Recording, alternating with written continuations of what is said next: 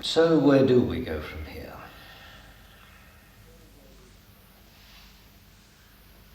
I'm sorry some of us have gone home.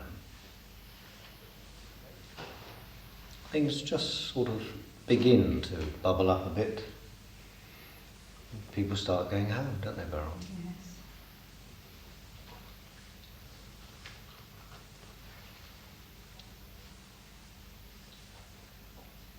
What is bubbling up? What is the esoteric significance of the bubble?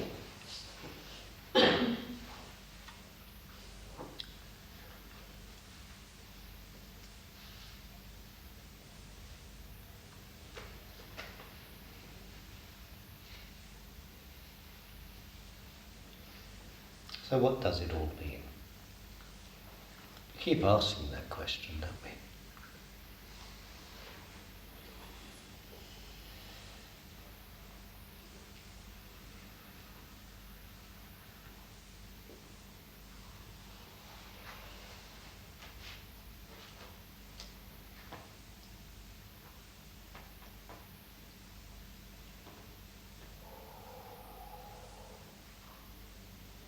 Are you about to dance, madam?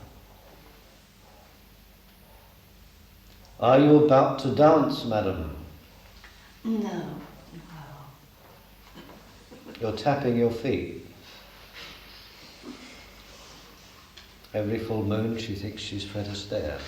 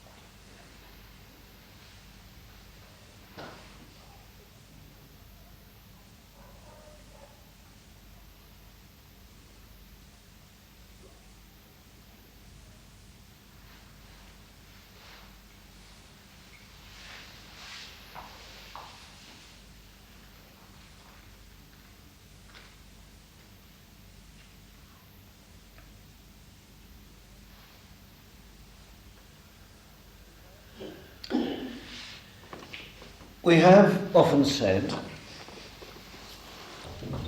that there is the knowledge of transmission,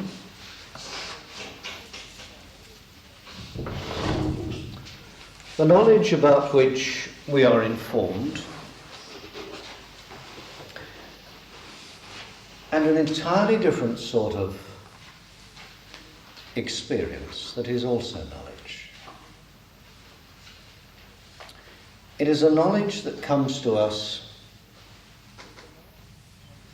from shock. All real knowledge strikes us as a shock.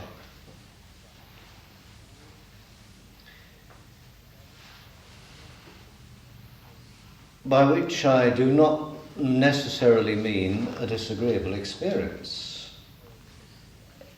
We can be struck by things of ecstatic impact.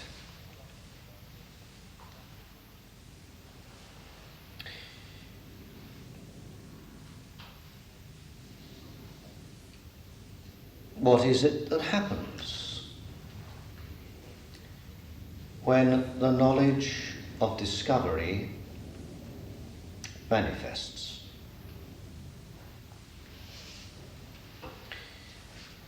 In a strange way, I think we might agree. There is the impact of recognition. Something hits us, It's a surprise. It's certainly a movement within our consciousness. And therefore, a modification has occurred in our psychological processes. There is a change.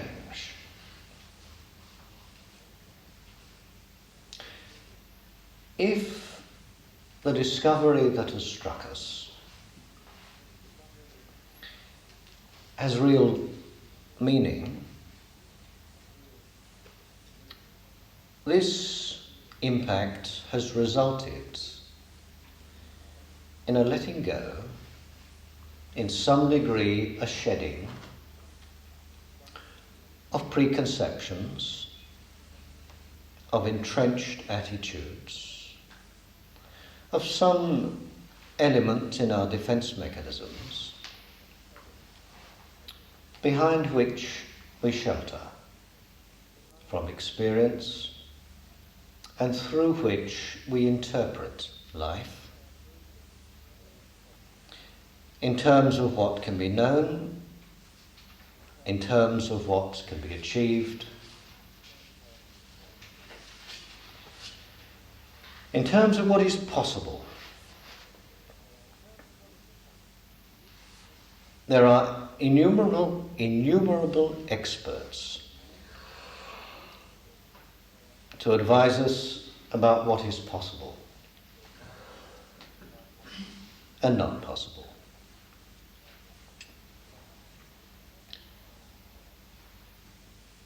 What do we find for ourselves?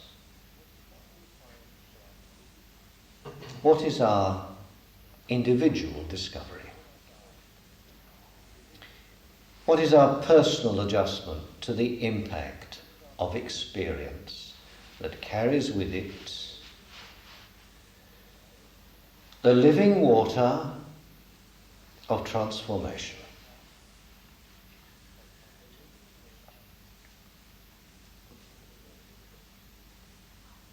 There's an impressive picture of an ancient statue.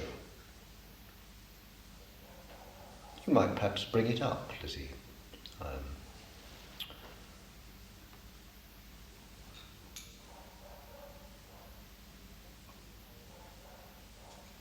It's a statue of an ancient Sumerian priest king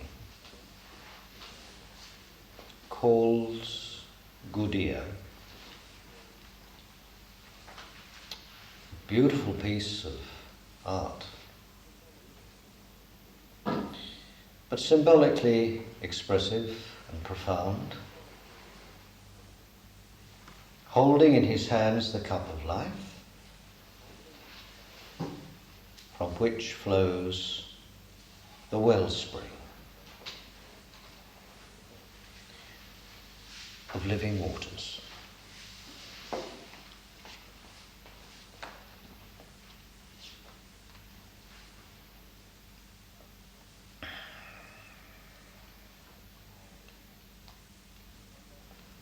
Now, I'm not concerned with, and we as such are not involved in, the formalities of any religion.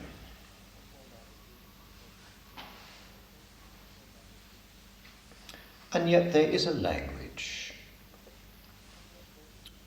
a body language, a gesture language, a signal that operates an impasse between our conscious level of perception and self-expression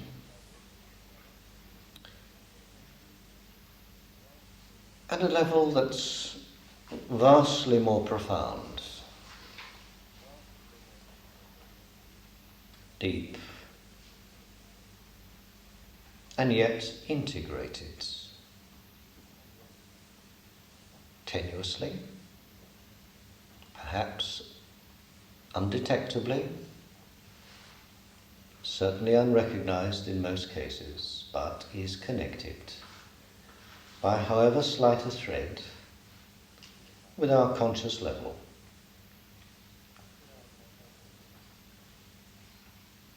That thread is what brings us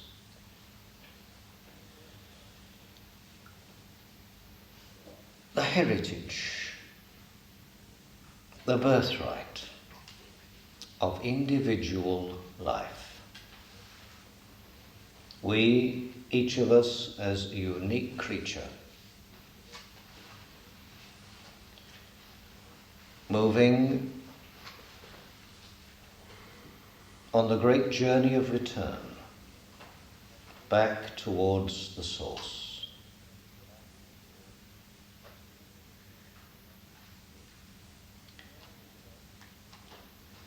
It's a journey beset,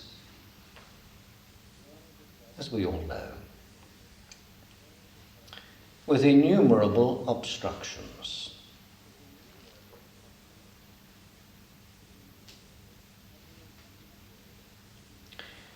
And we inhabit a world, and indeed we have the ingredient within ourselves. And that is the first level of indeed the first and last level of our individual difficulty. We inhabit a world in which not only is the impulse to enlargement, to advancement apparent, but also its opposite. Everything in manifest nature has its opposite. The impulse to self-destruct.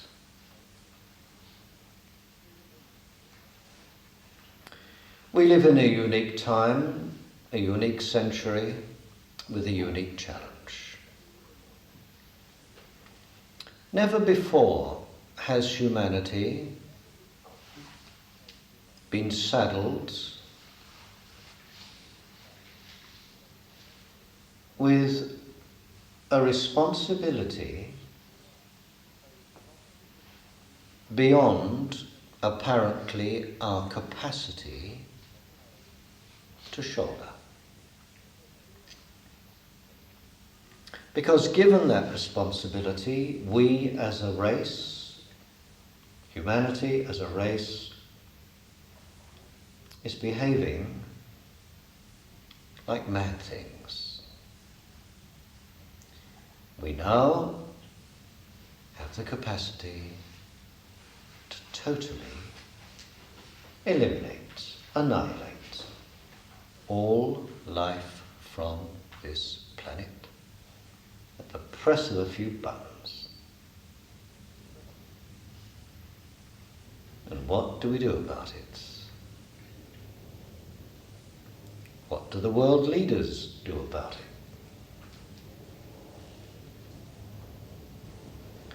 Most importantly of all, what can individuals such as ourselves do about it? And the answer, apparently, on the face of it, is nothing. We have no power, we have no authority, therefore we have no responsibility.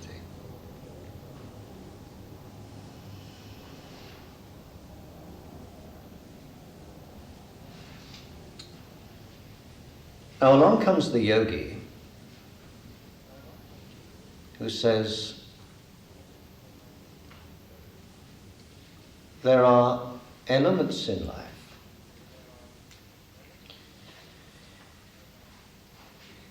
which are unseen, not amenable to detection by any instrument, and therefore not within the province of any expert, but which, if allowed to become active in human intelligence, will set in motion a process, first on the unconscious level, on the causal level,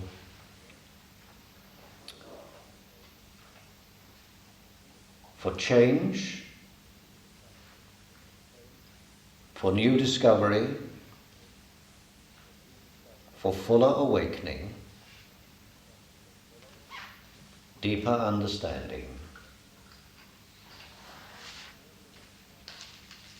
And in all this formative and reformative process, there will be set in motion a healing process.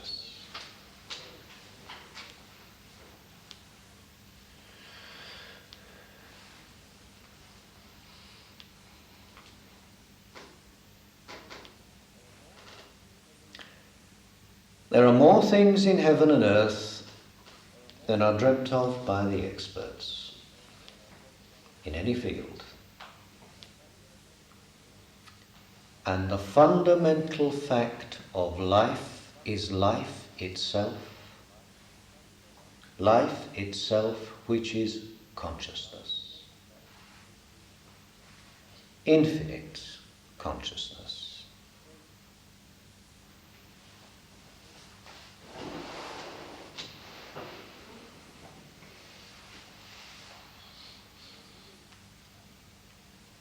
And every fragment of life, every identifiable organism, and certainly every human being is, as it were, a vortex, a bubble, within that flow of infinite life, with which, from which we are born, to which we return, and within which we are sustained.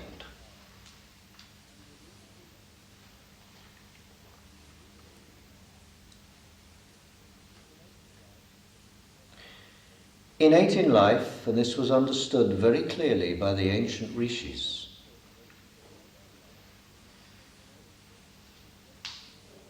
innate in the destiny and the dharma of humankind, there is the impulse for indefinite expansion. There is also the impulse for indefinite contraction.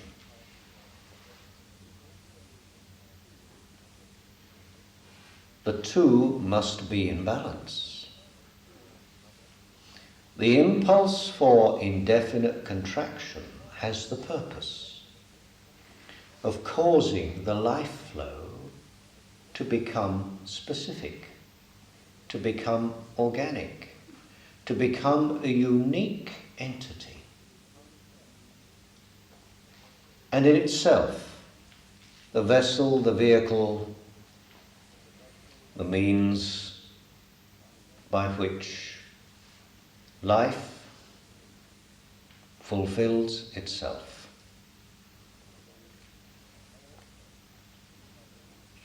But also, the impulse for expansion is that which bears up the living being and causes it to seek a greater light than it hitherto has known. And onward and onward. And within the two,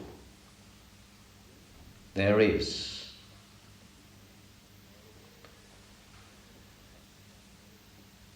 the need for balance. And the need for balance finds its most potent expression in the human being.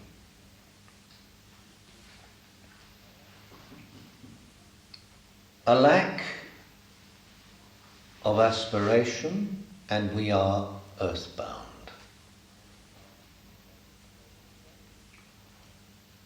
An excess of world-denying inwardness, and we are divorced from the organic reality that we have incarnated to experience.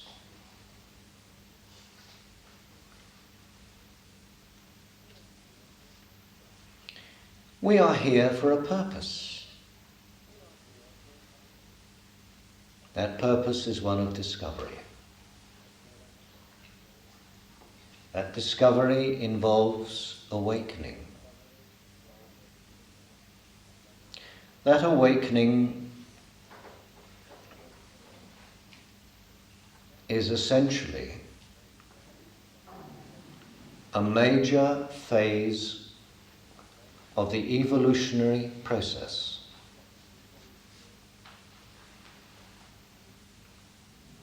We are here to become more, much more, than we apparently are. And we are limited by our self-image. A self-image that is born of conditioning and is shaped by a fundamental fear.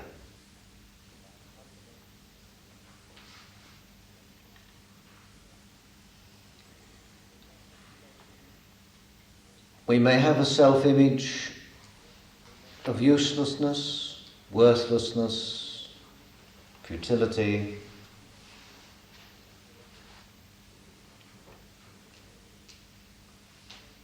which is a nonsense. Or we may have a self-image of what a great guy I am, look at me. See how well I've learned to strut when I enter the room?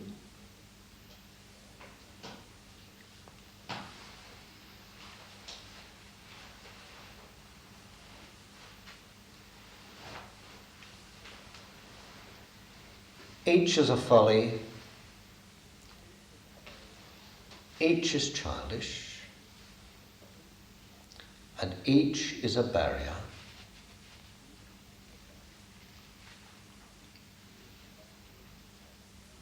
to the inner truth that seeks to become manifest in its chosen vessel, which is the humanity that we know here and now.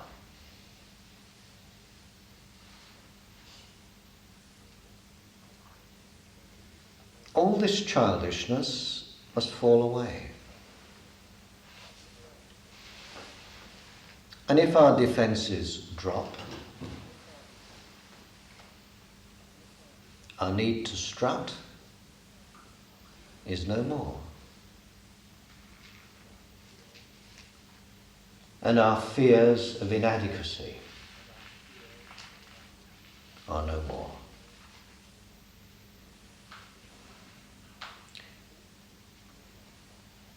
If we allow thought to diminish, if we permit awareness to flood into the vessel that is formed when thought dies, there is a totally new view of life, of ourselves, and not of our capacity, because our I-ness is no longer something to which we clutch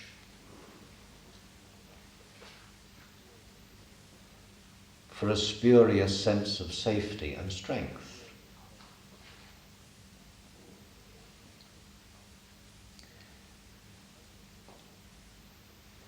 But if we allow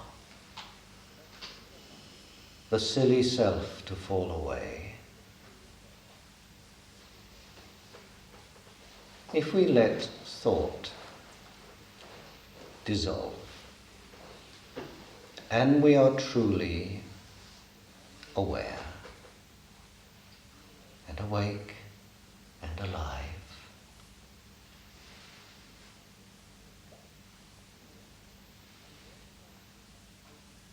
we then have a totally different relationship with our problems. And the world itself could have a totally different relationship with its problems.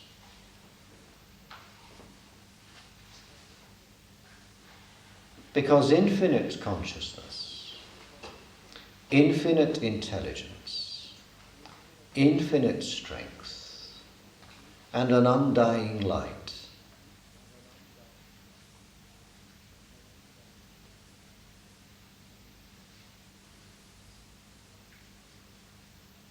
becomes the source upon which our surrendered mind can now express.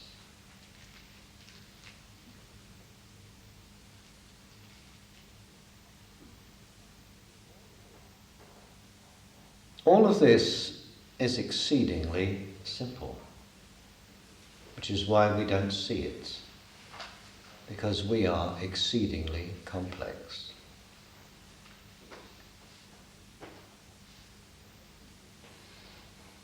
The simple things we miss, and everything becomes then very complex, requiring the attention of experts.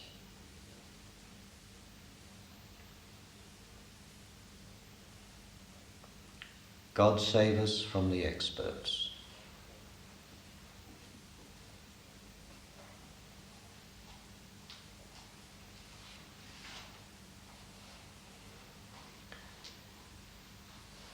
What is there to know, and what is there to do?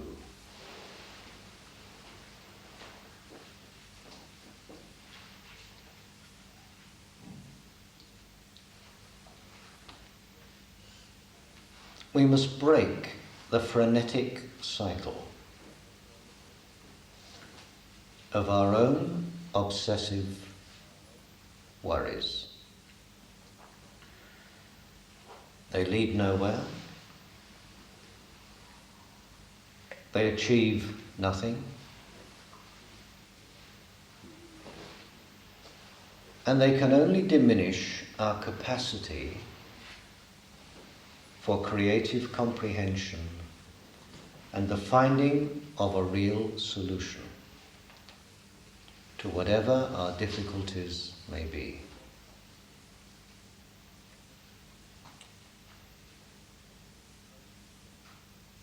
We must learn to sit. We must learn to be still. We must learn to feel the inner harmony of breath at peace with its own processes.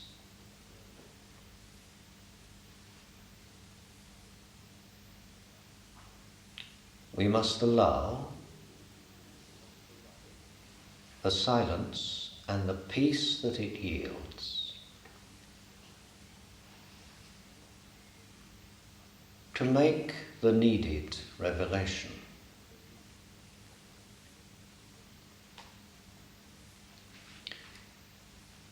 We must allow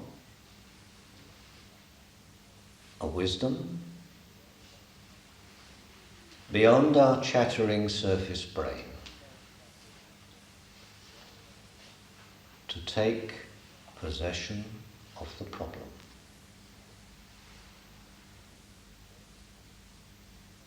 First and foremost, the problem is ourself and our reaction to what we perceive as the problem.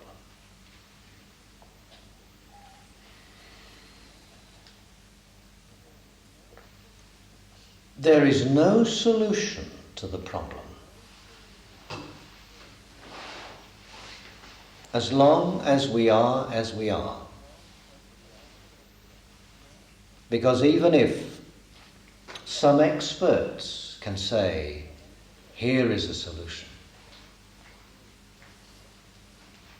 the problem will recur in another way, at another time, perhaps under another name. But the problem is always with us, as a self-projection.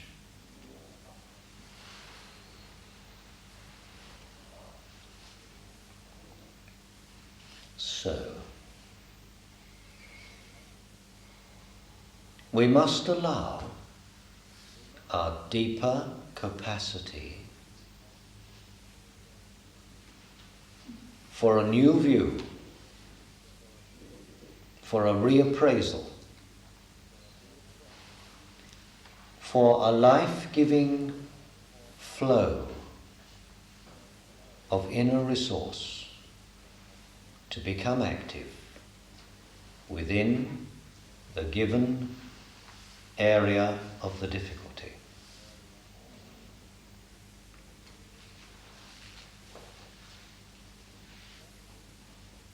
We must let our defenses fall into abeyance and allow the greater life to take charge of this impossible situation.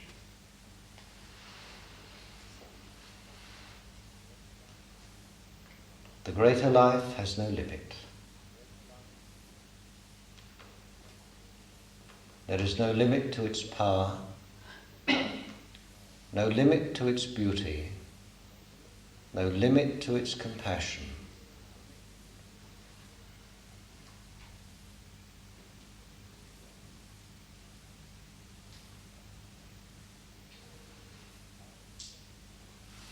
Our extremity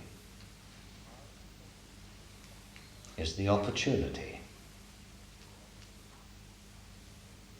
for the healing waters of life to begin to flow.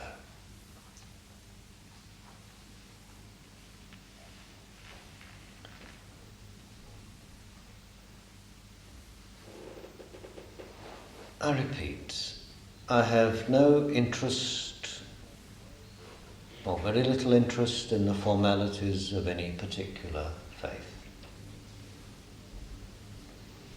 Because the meaning of all the faiths is an extension, at best, of a truth already existent here and now.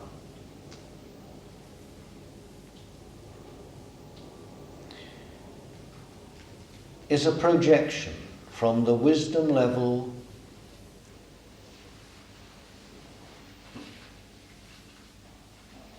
of the human psyche.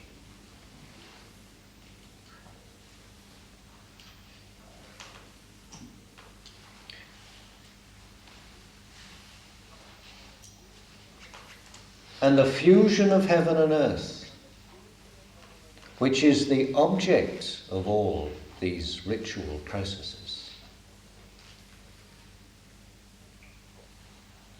can happen within this corpus, independent of any outside agency or institution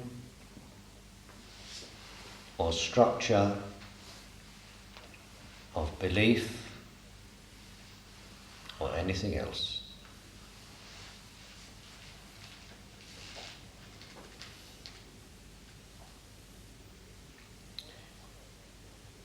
There are, however, certain fundamental symbols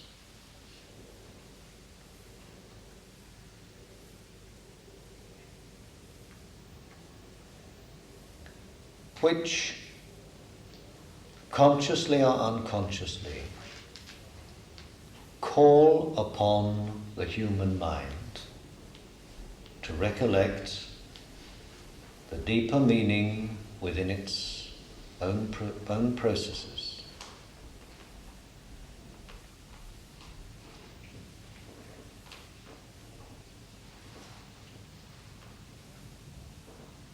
Above, for what it's worth, above every city,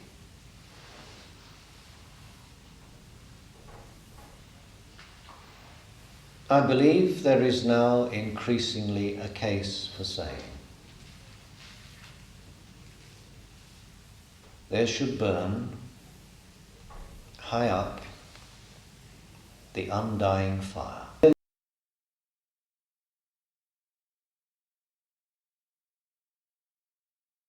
In the heart of every city,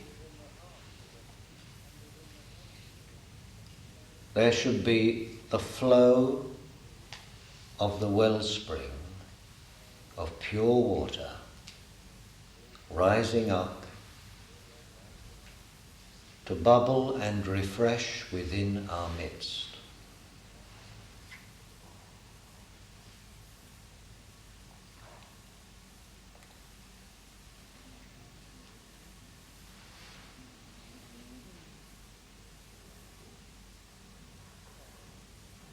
If we are serious,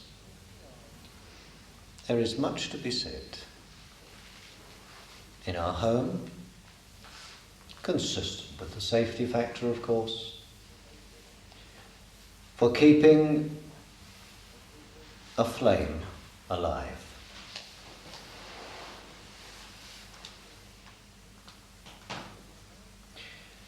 It reminds us of our centre, in the depth of which there is the undying light, touching which all is purified.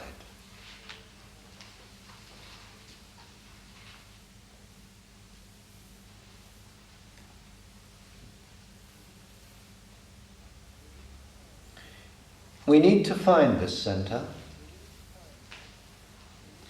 in order to let go of the centre in terms of ideation, and having released ourselves from the concept, then the pure organic truth remains, not the illusion.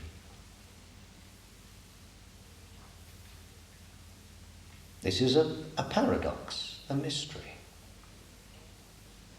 We must find the centre in order to lose the centre,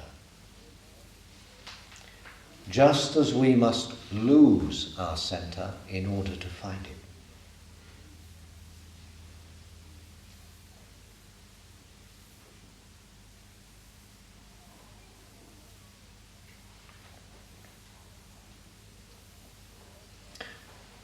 The centre is the Merudanda.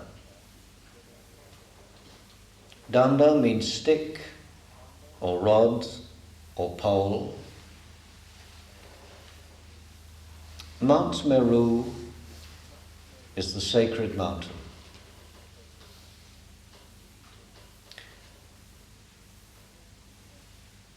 The ancient consciousness believed that truly to know ourselves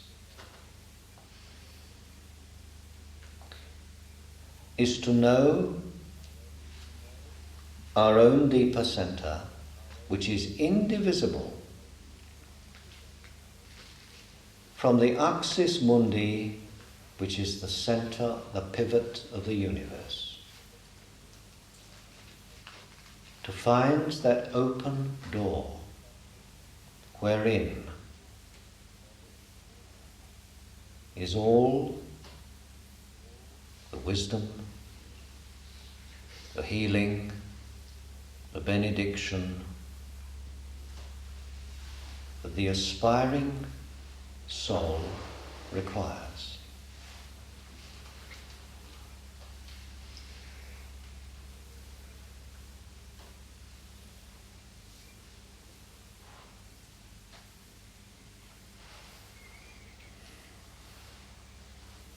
The ancient mind believed that there was a subtle line from the pole star to the north pole of our own Earth, and through the Earth and beyond the Earth. And that was the Merudanda, the centre of the Earth. But they also believed, paradoxically, that whatever the position on the Earth of any individual human being in whom light was born, that one was the centre of the Earth.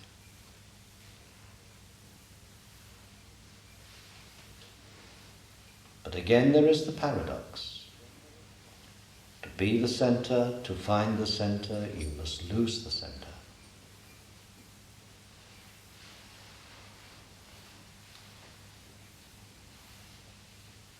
Such a one as that, Ramana, a man of silence,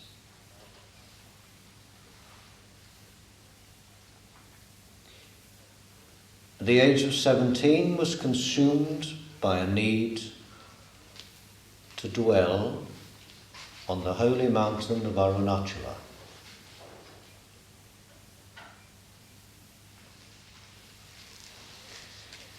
From the age of 17 to the time of his death, age 70 in 1950, he never moved from Arunachala.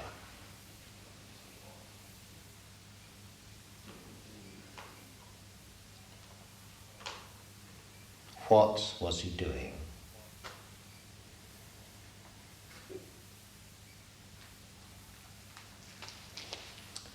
He spoke little. He wrote little.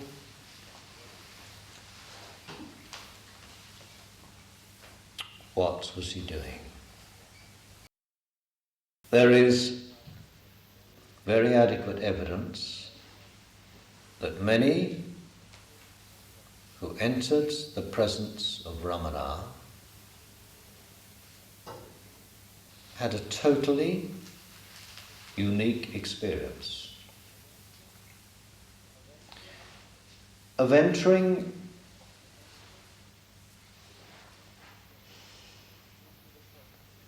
into the presence of a tangible power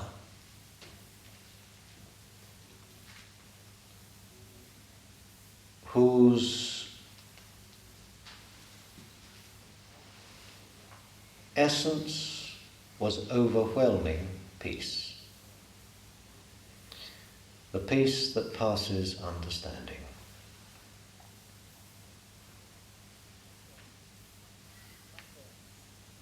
I firmly believe,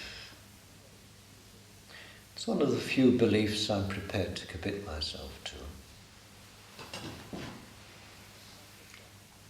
that such as Ramana, and he specifically, in the first half of our century, he was the axis mundi of the earth.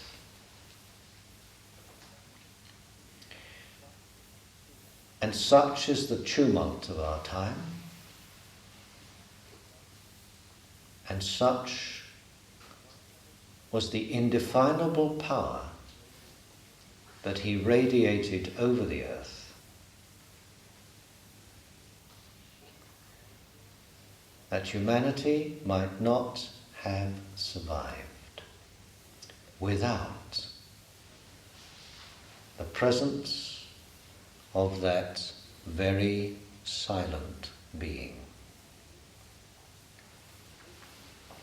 whose wisdom was in some degree put into words, but primarily was non-verbal and verbally inexpressible.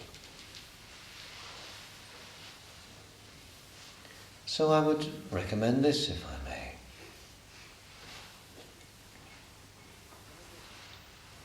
In addition to the meaning of the fire.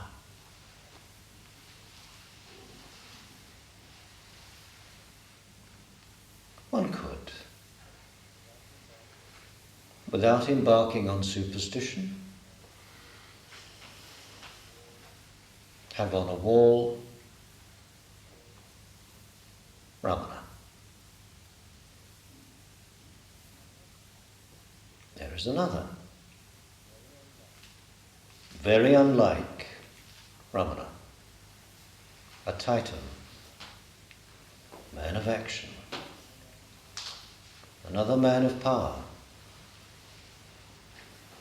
Vivekananda.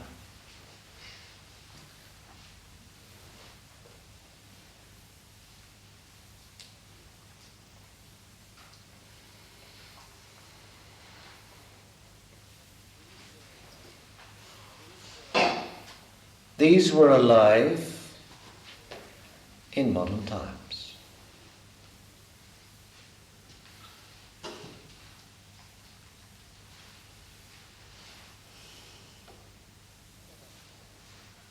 What I'm saying is this, friends.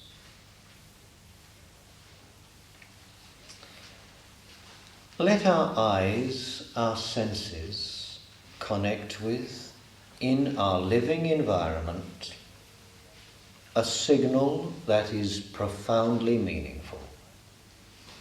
It might be an elemental signal, like a flame.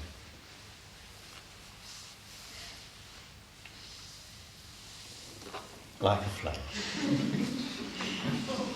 Might as well put in a full candle if we're going to have it.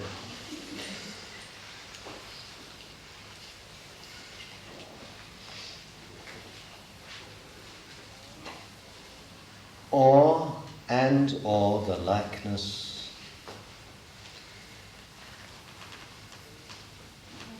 of a rishi whose incarnation itself brought uplift to the earth.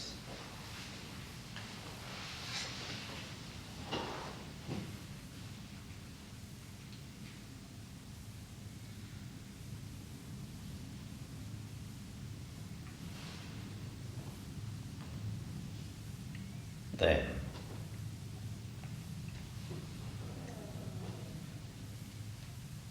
be still.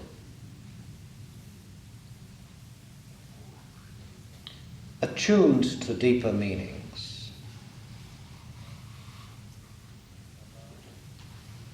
Allow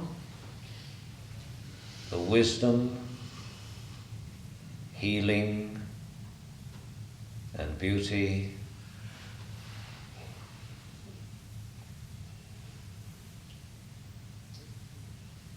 that exists within nature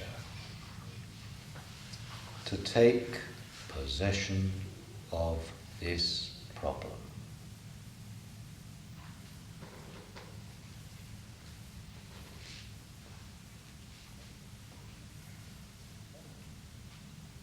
Lay it at the feet of the altar of our own sacrificed self.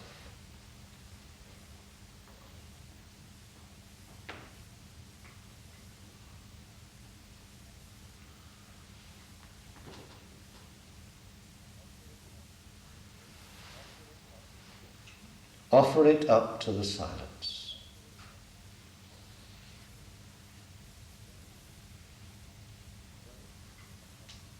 Wait upon the silence.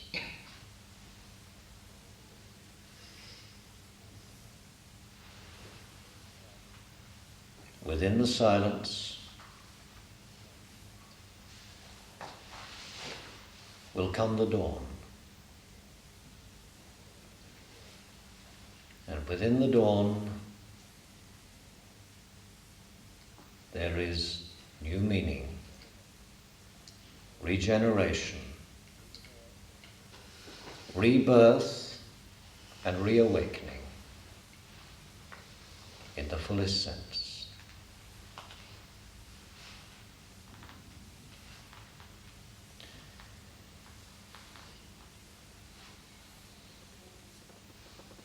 So relax and let it happen. Relax and be still. Surrender to the greater life. Let it take charge.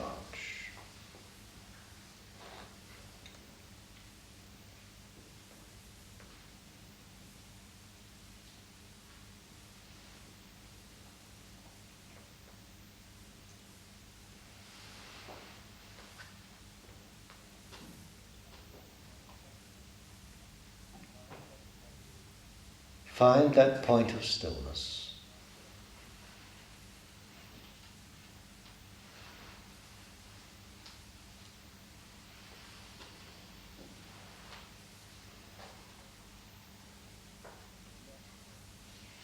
And in that stillness, the answer will come, the meaning will manifest, and we shall find great beauty.